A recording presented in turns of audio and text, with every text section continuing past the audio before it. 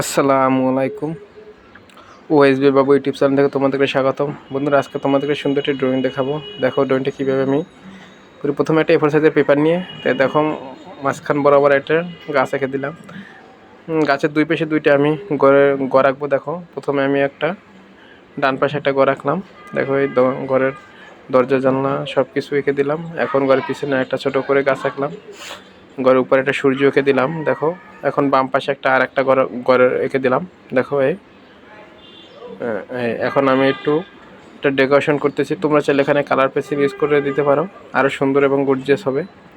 তো দেখো কত সহজে এবং সুন্দরভাবে আমি একটি গ্রামের দৃশ্য ড্রয়িং করলাম। এই ফুল ড্রয়িংটা করা শেষ। তোমরা অবশ্যই কমেন্ট করে জানিয়ে দেবে কেমন হয়েছে, এবং তোমাদের কোনো রিকোয়ারমেন্ট থাকে তাও অবশ্যই জানিয়ে দিবে। ধন্যবাদ তোমাদেরকে।